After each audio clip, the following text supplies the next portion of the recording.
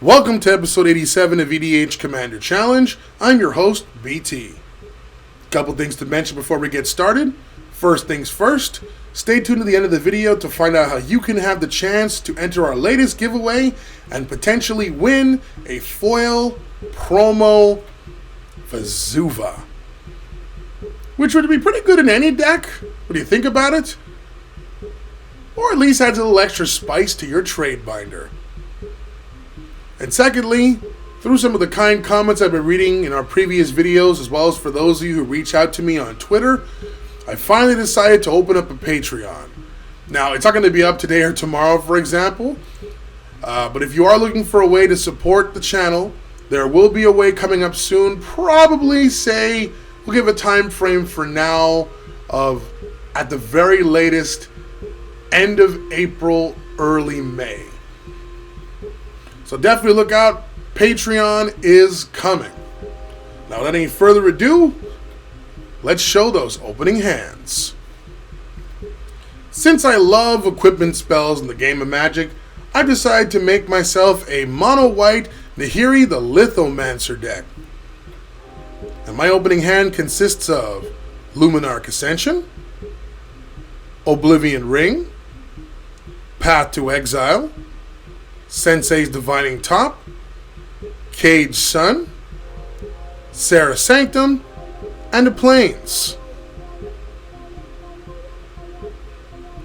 When it comes to Mr. Jimmy, the only thing he loves more than winning by destroying people with his creatures is beating them down with their own creatures. And so he's decided to take the control-heavy Bant General, Rubinia Soulsinger. His opening hand consists of Command Tower, 2 plains, an island, a forest, wild growth, and restock. I won the die roll off camera to start us off, so I'll begin. Let's go. I play a plains and cast Sensei's Divining Top and pass. Jimmy plays Command Tower and enchants it with Wild Growth and passes. During my upkeep, I use my top to arrange my top 3. I then play an Etchy Plains and pass.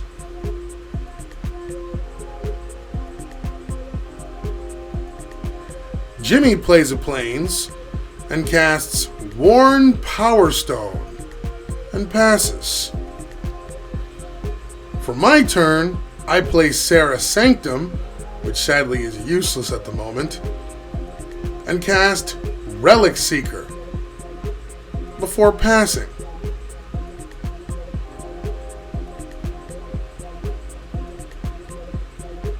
Jimmy plays an island and casts his general, Rubinia Soulsinger.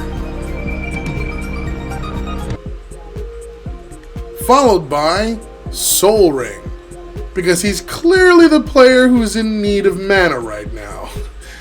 Anyway, he passes. Starving for lands, I again use my top to arrange my top 3 cards during my upkeep, which sadly was to no avail. Then I cast Path to Exile on Rubinia, which gives Jimmy another land. The irony. Jimmy, of course, returns his general to the command zone. I move into combat and attack Jimmy with my Relic Seeker for 2 damage.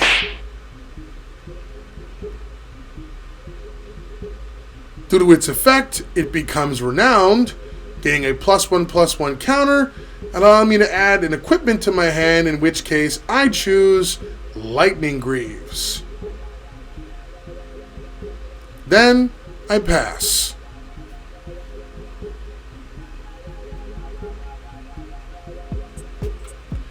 Jimmy plays a forest and recasts Rubinia before passing. For my turn, I still can't find a land to save my life, So I move to combat and attack Jimmy with my Relic Seeker for 3 damage.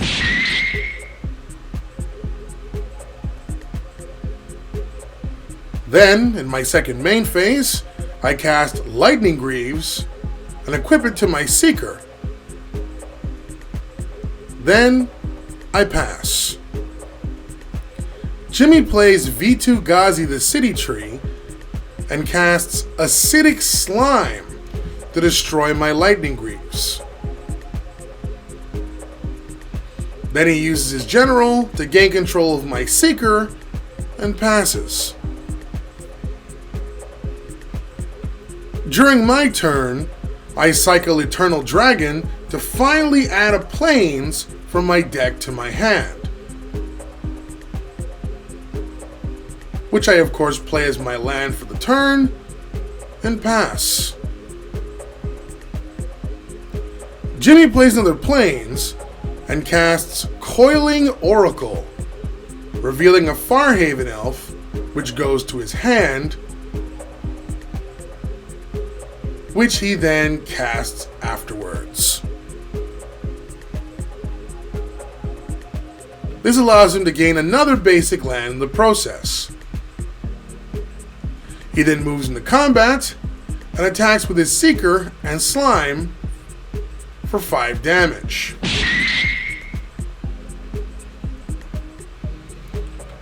As he passes the turn, I use my Sensei's Top to arrange my top 3 cards yet again. I play Windbrisk Heights and hide away a card.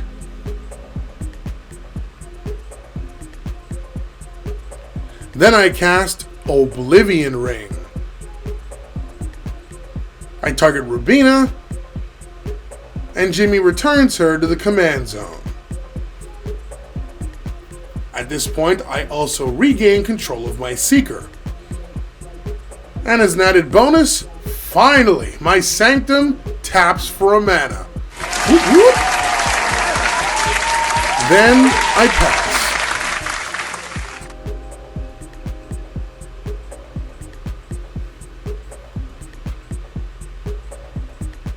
Jimmy plays a Plains and casts Righteous Authority on his Slime. It gains +1/+1 as Jimmy only has 1 card in his hand at the moment.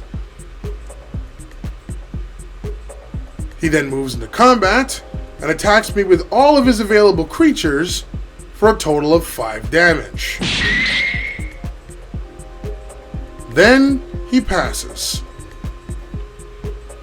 During his end step, again I use my top to rearrange my top 3 cards. I play a Maria the Sky Rune and cast Elspeth Tyrell.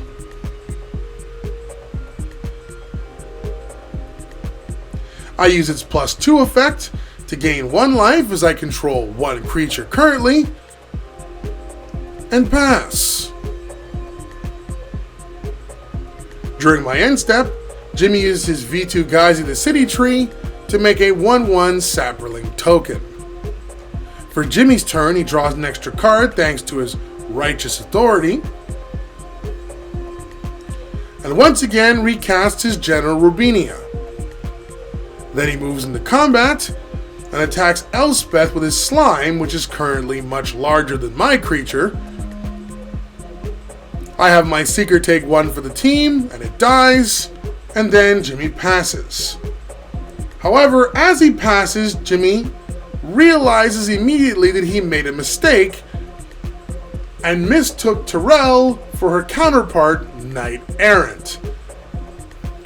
For my turn, I use my top's second ability to draw a card and move the top to the top of my deck, and then I use Elspeth's Deadly -5 ability. This allows me to destroy everything in play except for lands, herself, and tokens. Once again, Rubinia is returned to the command zone, and then I cast Academy Rector and pass. During my end step, Jimmy makes a second Saproling token.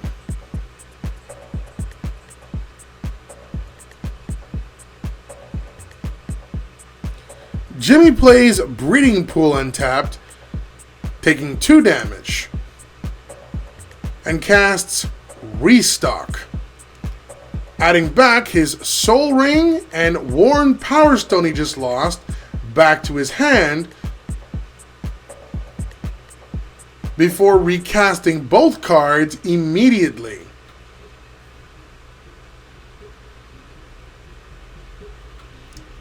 He then moves into combat and attacks Elspeth with his 2 Saproling tokens. I block one, and the other finishes Elspeth off. Then, Jimmy passes. For my turn, I cast Luminarch Ascension, followed by my Sensei's Top again.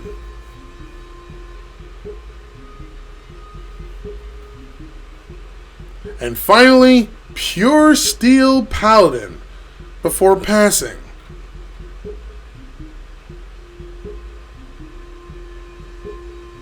Jimmy plays an island, and at this point deserves an SCG Commander versus point for casting Rubinia for a 4th time this game.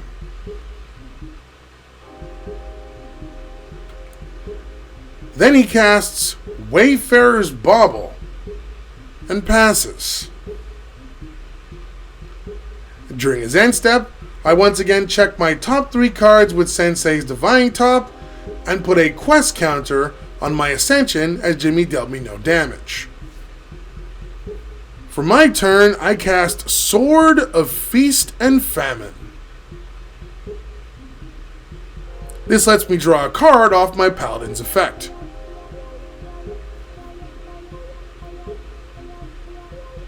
Then I play a Plains, and I equip the sword onto my Paladin. After which I check my top 3 cards again with my Sensei's Top. I then move into combat and attack Jimmy with both of my creatures.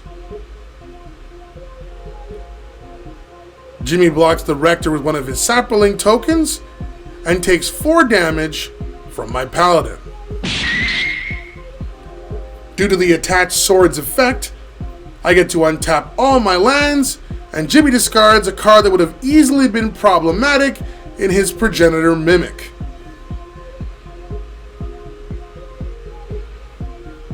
In my second main phase, I cast Caged Sun, calling white,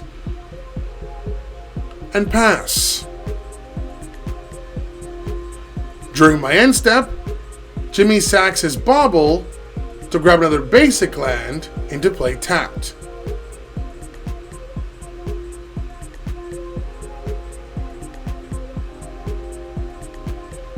Jimmy casts Fairgrounds Warden, exiling my Paladin along with it.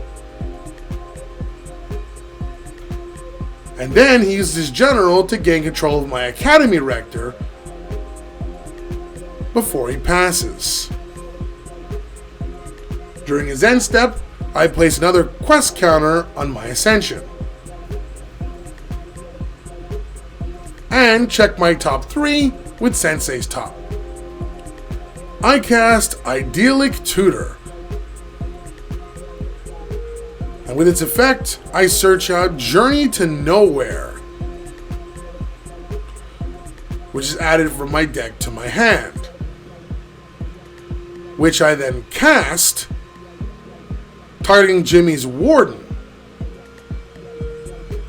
gaining back my Paladin in the process. I also currently have Metalcraft now as well. Next, I cast the evil Grafted Exoskeleton, gaining a free draw from my Paladin once again, and making Jimmy quite worried that there's an Infect card out and about in play. I then move all my available equips that don't cost anything to my Paladin. Then I cast my general, Nahiri the Lithomancer.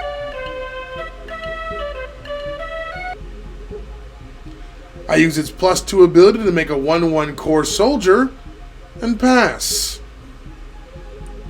During my end step, Jimmy makes a sapperling token.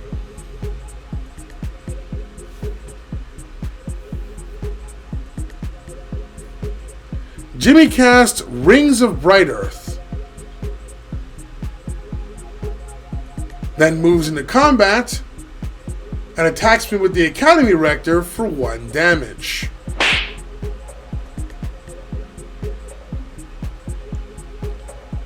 During the end step, I again check my top 3 cards with Sensei's top. I use Nahiri's -2 ability to bring back Lightning Greaves from the grave. This lets me draw again thanks to my Paladin. And I cast one of my favorite and underrated equips in the game, Argentum Armor. This lets me draw again thanks to my Paladin. I then equip the armor and the greaves to the Paladin. Then I cast Leonin War Leader. I equip the Leonin with my greaves so it has haste. And I move into combat, attacking Jimmy with both the Uber Paladin and the new War Leader, which also makes 2 more cat tokens with lifelink that are 2/2s thanks to Cage Sun. I use the armor's effect to kill Rubinia again, and as Jimmy can't block with the Paladin, he dies to the lethal infect damage, ending the game and giving me a solid victory. In today's cardboard MVP, in Jimmy's case, probably his general. I mean, it died 4 times more or less because it was Jimmy's most annoying card. Fun fact, his next turn, he would have drawn the oh-so-powerful Genesis Wave. And in those cards he would have gotten included the likes of Mindslaver and even Gaia's Cradle. So it might not have really been a good turn for me if that game went on any longer. Well done, Mr. Jimmy. In my case, probably Elspeth, but that's only because Jimmy mistook her for the Knight Errant. Because if it were me, and I saw that Tyrell, even if I could stand to lose a lot of creatures, there's no reason not to go after it as much as possible. Because after all, not only does it do what it does in giving you life, not to mention potential creatures, but being able to blow up a lot of your opponent's board, definitely a safe bet. You want to get rid of that ASAP. Agree with our picks? Let us know in the comments down below. And now, time to find out how you can have your chance to win a foil promo Vesuva.